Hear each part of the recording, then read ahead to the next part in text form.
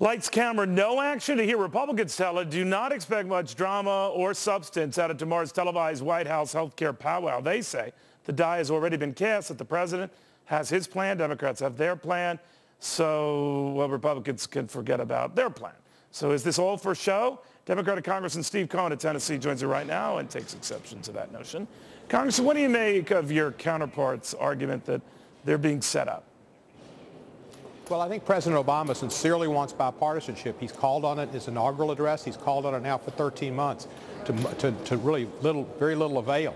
But I commend him for continuing to try to do what the American public wants, and that is to bring Republicans and Democrats tomorrow together, and we'll have an opportunity for the different ideas to be put out in front of the public, and the public will see what the ideas are, and hopefully the Republicans will have some ideas that will make the bill a bill that'll be more likely to pass. All right, now I love the transparency of it all, and I know the media is dissing this whole thing. I like just anytime there's transparency, anytime we can see the sausage being made.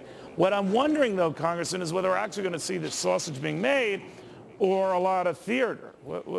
Assure me that I won't just be seeing a PR event. Well, I don't think you'll see that. I know the Democratic team, and I met with Speaker Pelosi, is going to be there with it'll be a group that shows diversity of America. The Republican Senate team and House team will be in the Democratic Senate team, and they're going to discuss ideas. The bill that President Obama is discussing right now, and it's skeletal because he wants to put more flesh on it through this meeting, will prevent massive rate increases like happened in California. That's important for the public to have safeguards on it, and it'll also see to it that the Nebraska particular special deal, which is what really turned the people's salary, is taken out of the bill, and there are no special state favors. Okay, that was the Ben Nelson thing where he got special cushy treatment, and other senators in Congress say, hey, what about us? And it looked ugly. And I think the Louisiana Purchase is taken out as well. Well, you're right. Okay, good. But,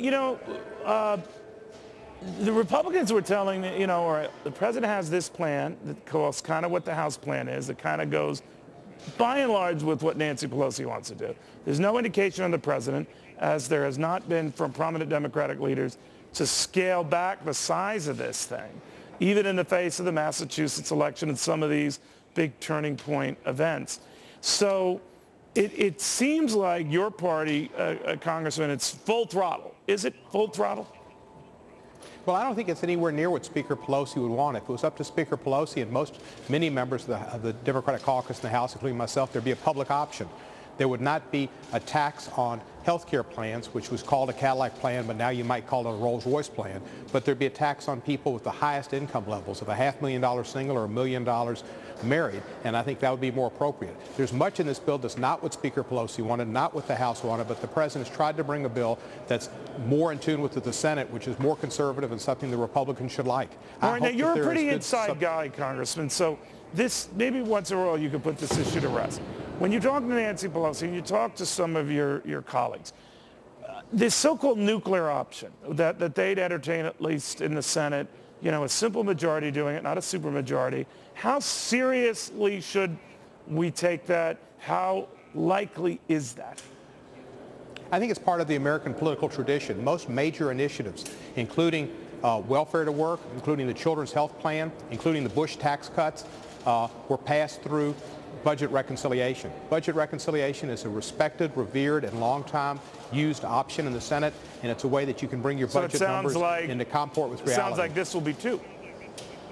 I think it will be, and I think a majority rules, and that's the way it is. You play sports, and one team scores 2 touchdowns and a field goal, and the other team gets 2 touchdowns, the one team wins. It's a majority. And a 60% plurality, while the Senate has nicey themselves to death, and forgotten about filibusters and Jimmy Stewart and Mr. Smith goes to Washington, they need to let the majority rule, and that's what the Republicans have done forever. Okay, well, it sounds to me like that we're going to see a simple majority. Congressman, great seeing you. Thanks for stopping by.